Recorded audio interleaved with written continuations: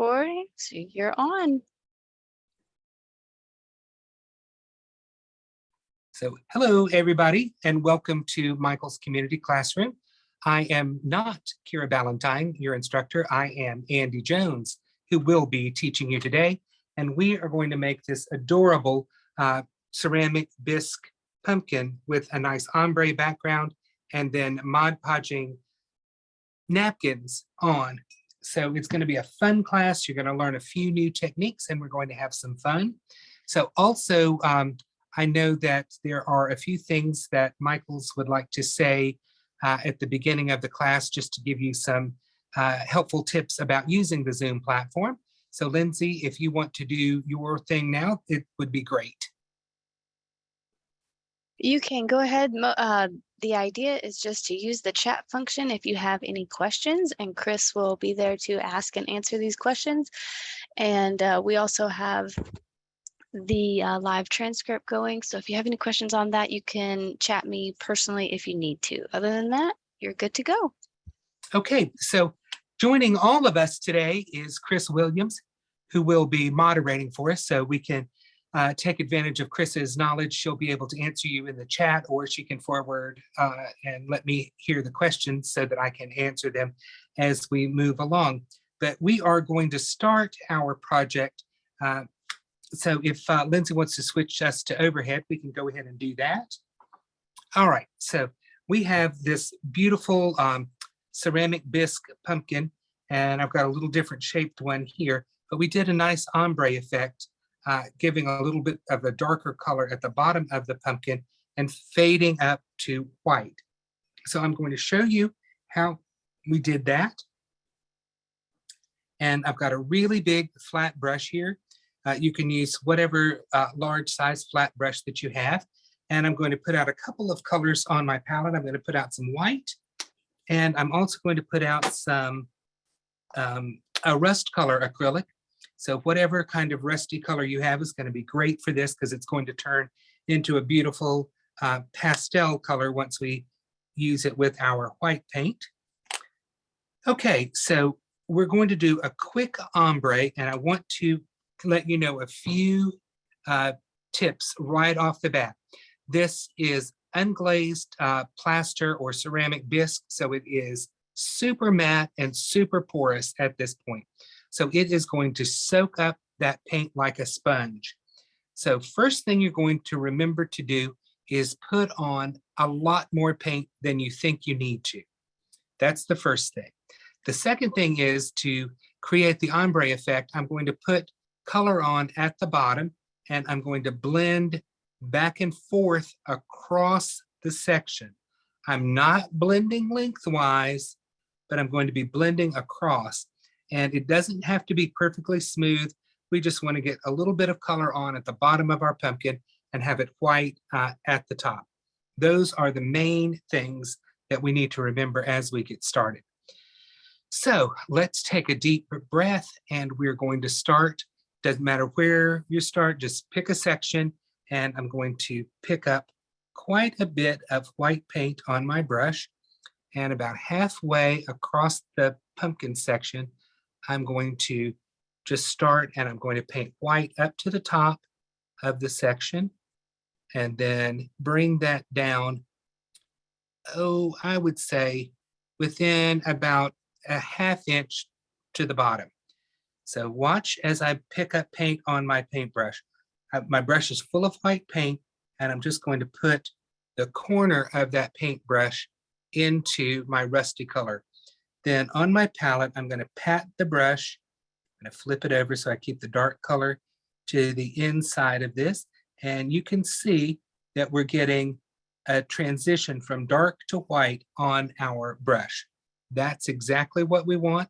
So I'm going to start at the bottom of this pumpkin, and I'm going to kind of pat that color on, and then notice that I'm moving across the section of the pumpkin, bringing that darker color up into the section of the pumpkin as I move back and forth, softening the color, always keeping the white side of the brush aimed toward the top of the pumpkin. So I know that's a lot to take in all at once, but it's pretty simple.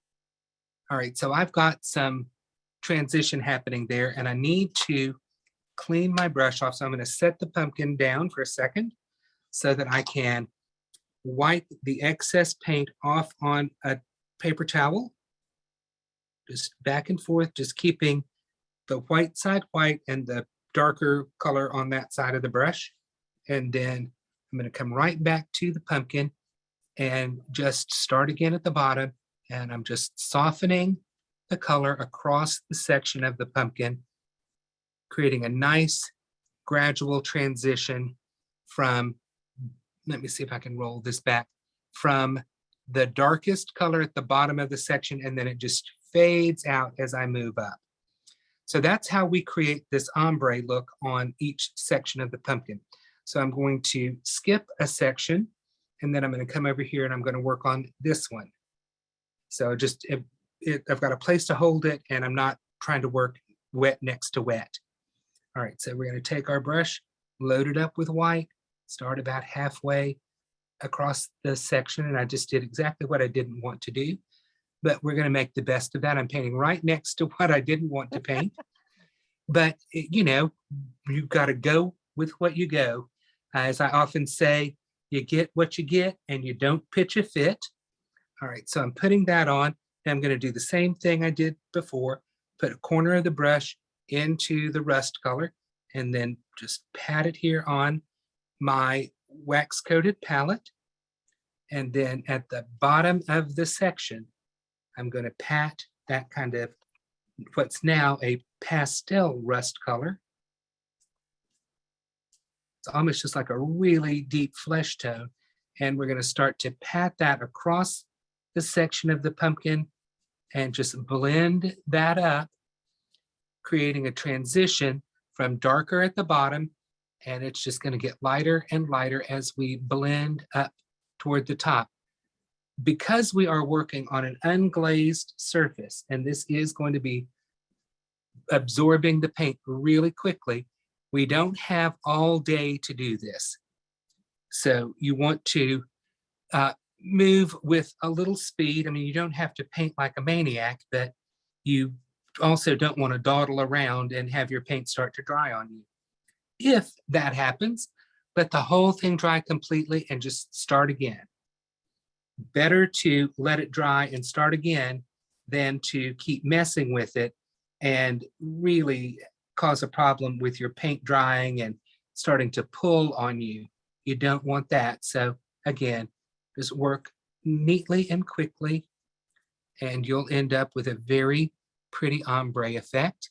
I've picked up a little bit of white, and I'm going to blend that down a bit because my paint is starting to dry and I'm talking too much. So now we've got two sections done with our ombre.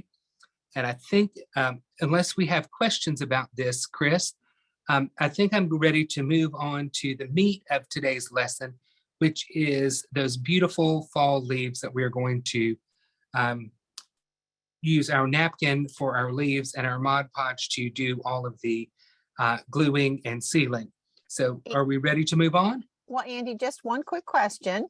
Okay. We had one student asking about your brush, and I was just telling them that you are using, or that they could in fact use any flat brush that they have that's really wide. So for instance, a 1 inch, or even if a 3/4 inch, if they didn't have a 1 inch, that would be the best suggestion for them, correctly?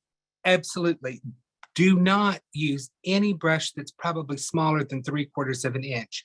That is sending a boy to do a man's job. You got a lot of pumpkin to cover, and you need to go ahead and cover it pretty quickly and efficiently. So if you've got a 1 inch brush, or maybe even a 1.5 inch brush, that's going to be so much better than trying to do this with a small brush.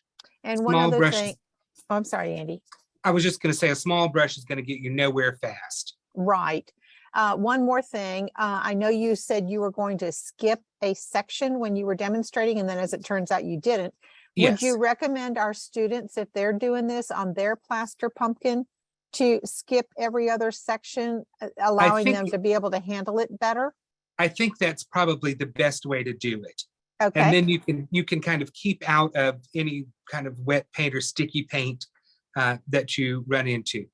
One thing I will say is once you're all done with all of your sections, I would just take my brush, my big flat brush, and I would make kind of a pastel color here, and then just use the chisel edge of your brush and just come right between those sections and paint in that kind of dark line. You could see it doesn't show up down here because that's basically the color of the paint at the bottom, but where it moves up the pumpkin, it makes a nice little dark line to separate those pumpkin sections. Okay. So you could do that and then let everything dry completely. And it looks as though the stem on our hero, our project, has been painted as well. Any recommendations on how that stem should be painted? You can paint your stem on your pumpkin with your rust color, just not with any white in it, but just a nice rusty color. And that's all I did. Just painted it with that rust and said, good enough. Is And the real... reason... Go ahead. Go I'm ahead, sorry. Chris.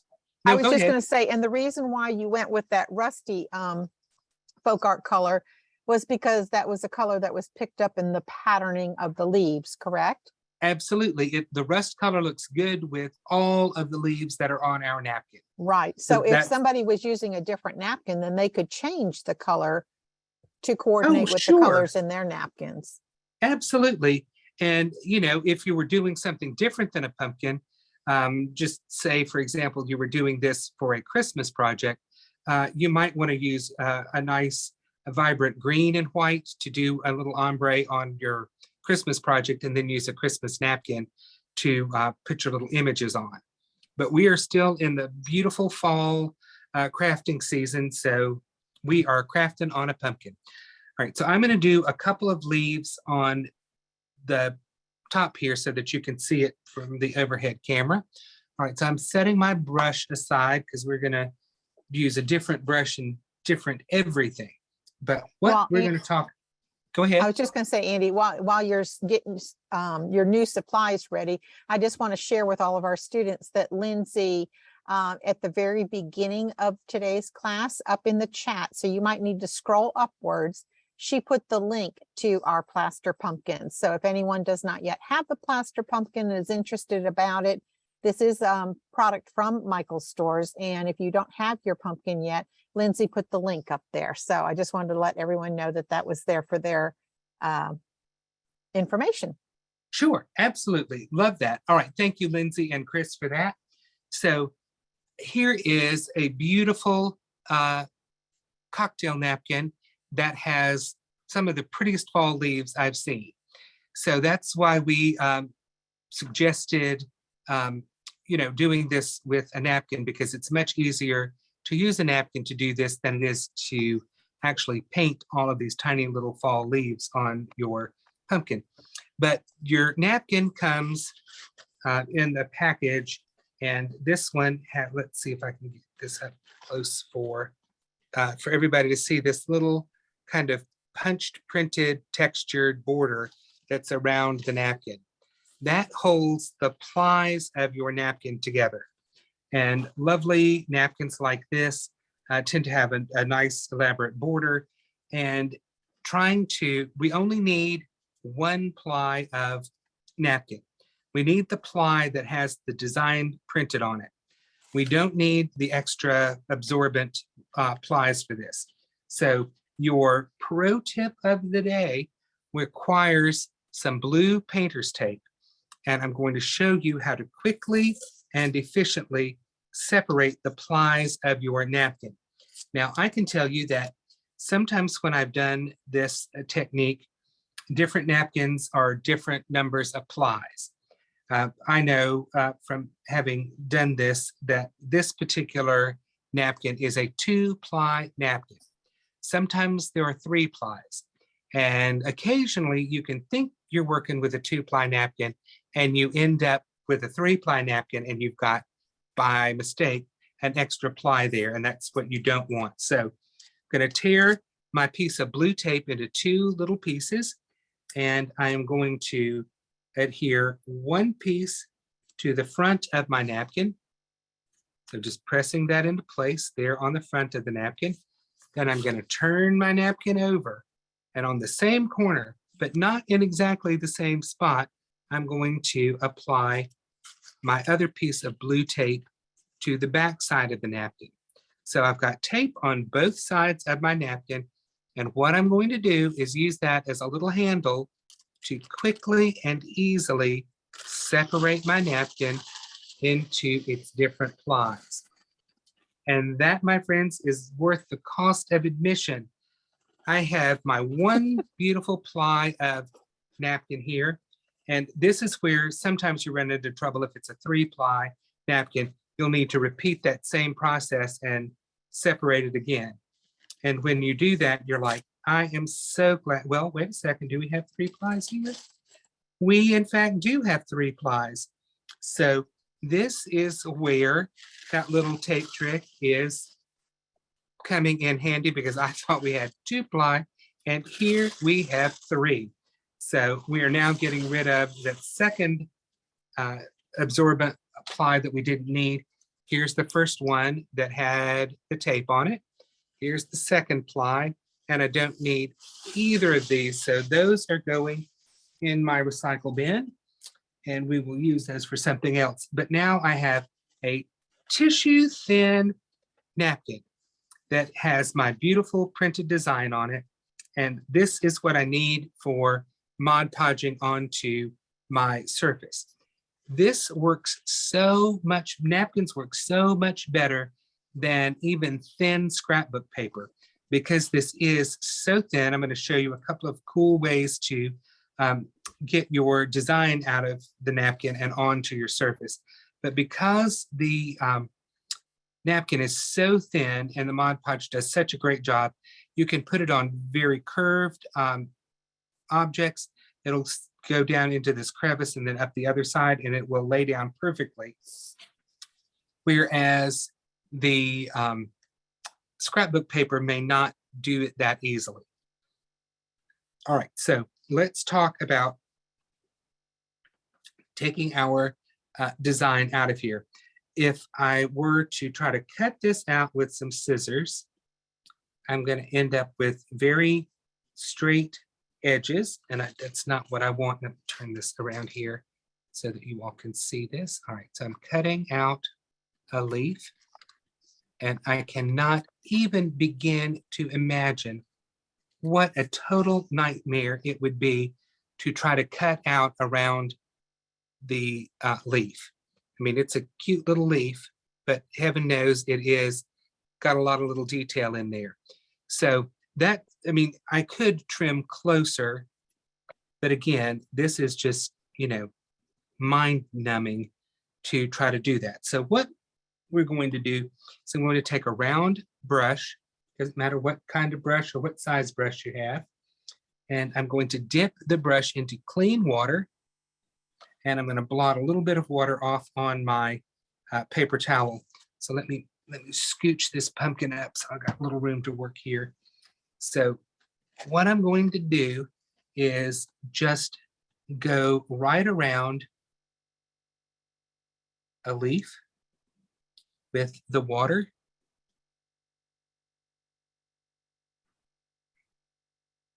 And this water is going to make it very easy to tear my leaf out of my napkin. Hopefully this will work as good as it does when I'm not on camera. So there it's coming apart really nice. And what this does is it gives me, let's see if I can show you this. I'm just going to lay it in, I'm going to lay it on the back of my hand so that you can see this as I raise it up. You can see that I've got a very nicely feathered edge on my napkin. So when I put this on my pumpkin, you're not going to see the edge of my napkin because it's already feathered out. So I'm going to set that little leaf aside, and I'm going to pick out another leaf, and we're going to remove that from the napkin with my damp brush. Just go right around the leaf.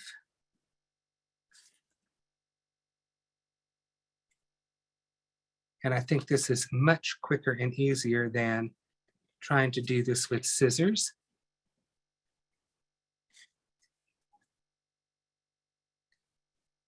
All right, so I've got another feathered leaf that I've taken off my napkin, so you can see how ragged and feathered those edges are, and that's exactly what you want. Now, I like I said, I can't even begin to imagine trying to cut out and cut around those. That would just be enough to send me over the edge and have me lose my sanity. Try not to dip that in the paint. All right, so I've got a couple of little leaves here, and I could, well, I will just go ahead and do one more since we're right here.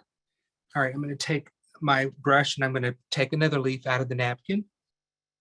You just don't want to have too much water on your brush, just enough to really make the napkin, because it's one very thin ply now. So we're going to just take this leaf out, and you just gently pull it and it will separate. So I've got 3 different leaves now that I'm going to show you how to Mod Podge onto your pumpkin.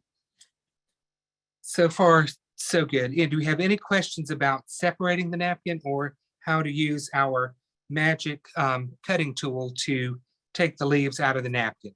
No questions so far, Andy, just a couple comments that they had never seen this before and they thought it was a great idea. Well, I'm glad that we've got people who haven't seen or done this, and it is fantastic. And They're right now, definitely pro tips to follow. well, sure. And one thing to keep in mind, right now, there are gorgeous fall themed leaves in the stores. Michael's has some napkins. If you go to other places like party supplies stores, that might have a bigger selection of very specific seasonal napkins in there. So fall is here now, but very soon there will be Christmas napkins everywhere. So I could see cute little Santas and little hollies and maybe some little cute reindeer things. So all sorts of things coming up for additional holidays a little further down the road, but same technique can work on anything like that. So let's turn our attention to the Mod Podge. This is a glue, sealer, and varnish all-in-one, and I am using the matte formula. It's available in a 2-ounce bottle. It's available in an 8-ounce bottle, but it's also available in a 16-ounce bottle all the way up to a gallon of Mod Podge. So whatever size project you're working on, there is a correlating size of Mod Podge for you. Today, I think the 2-ounce bottle is going to be great for what we're going to do. So I'm just going to squirt a little Mod Podge out on my palette, and I'm going to use a flat brush, and I want to apply Mod Podge to the surface of the pumpkin where I want to glue on a leaf. So I'm going to apply a generous amount of Mod Podge to the surface. Apply, apply, apply, and I'm just going to show you how this can go down into a crevice. So we're going to put some across 2 sections, and you don't have to really smooth this out that much, but don't have huge globs of Mod Podge there. So then, next pro tip, while you try to pick up your leaf, sometimes you might have something that's fairly small, so you can just pick it up with your brush like that, so that when I'm ready to apply this to the surface of the pumpkin, I can push it right down into that little crevice, and then immediately I'm going to apply Mod Podge on the surface of the napkin, and it is now glued beautifully into place right down into that crevice. So I'm going to move over here and I'm going to do another leaf on, but I'm going to do this without putting it down into a crevice. But that crevice is so fun to be able to put your little designs in, and you can't do that with scrapbook paper. But I'm laying this leaf on, and then the edges just melt away into the Mod Podge and onto your surface, and you can smooth out your little image as much as you need to, just going over it gently with the Mod Podge on your soft flat brush. And there you have another image attached to the surface. So much fun. And there's the one that is down into the crevice. And it is just a great thing to do. You can have super intricate designs applied to a surface, and you haven't had to do anything to that. I mean, you cut it out with a damp brush, but that's all you did. And you can take all the glory and credit for creating such a cute, cute project. All right, so here we go with another fall leaf, and we put it on our pumpkin, and we smooth it out with our flat brush, just brushing it out from the center to the outside edges. And I'm going to, because I just want to illustrate one more point to you. So I'm going to see if I can find one. Oh, here's another little leaf there. So I'm going to take my damp brush and just mark on the napkin right around it.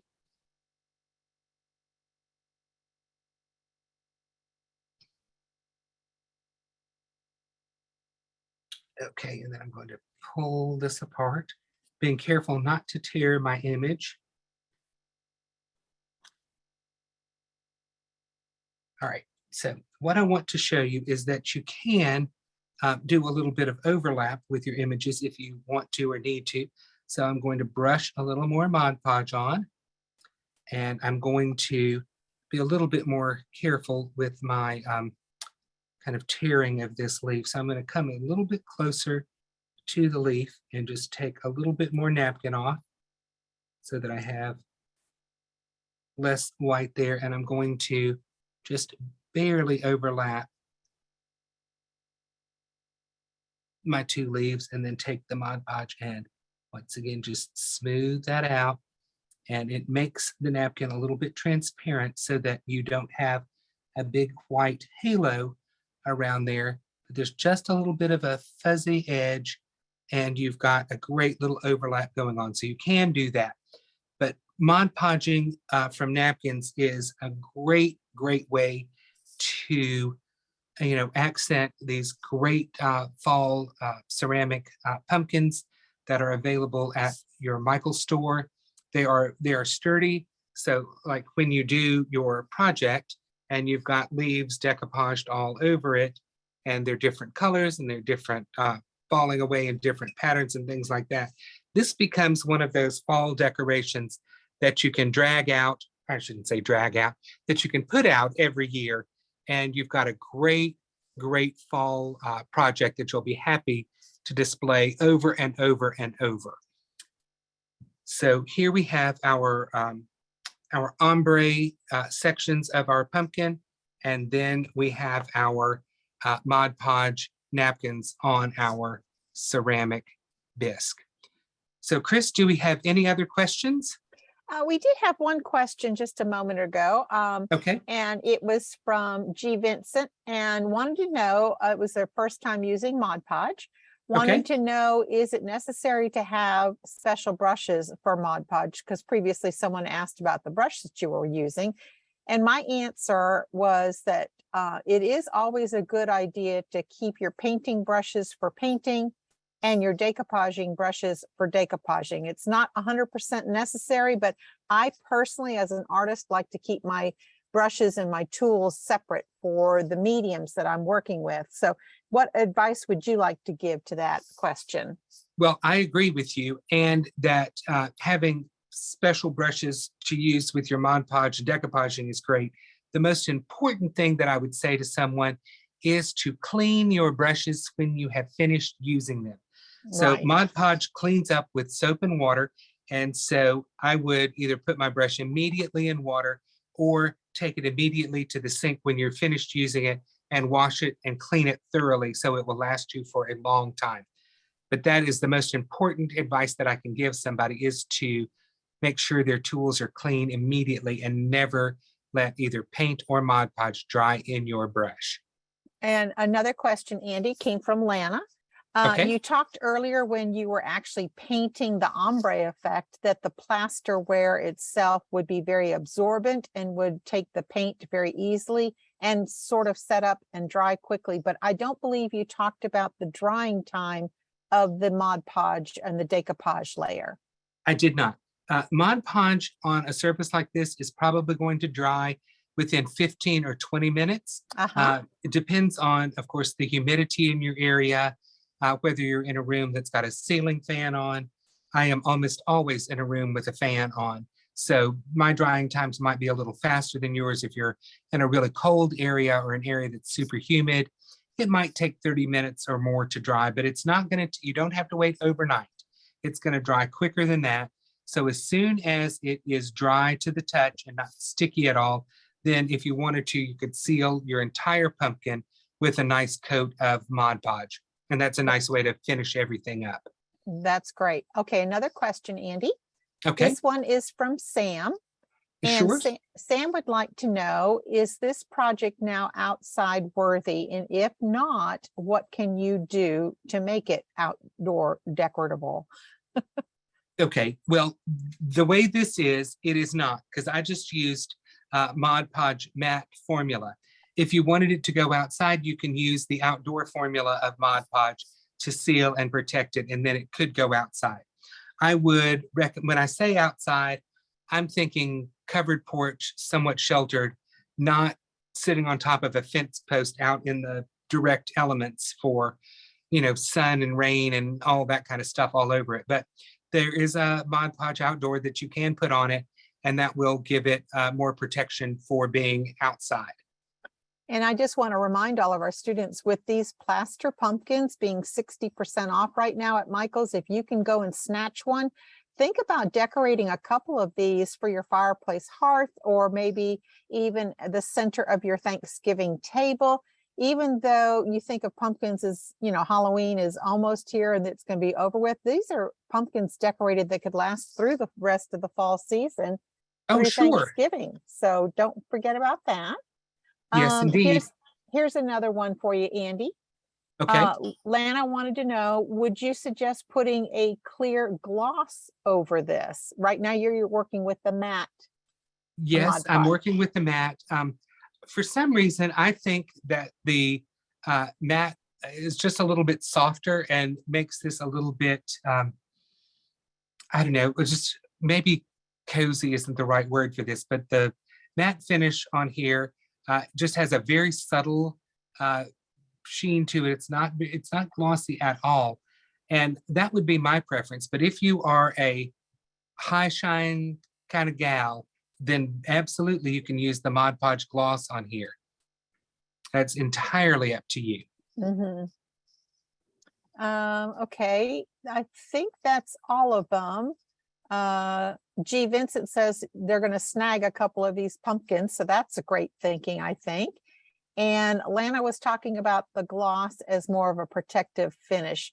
The matte itself is protective, Lana, but the gloss and or there's a satin finish Mod Podge too. Either one of those could all be used as a protective layer.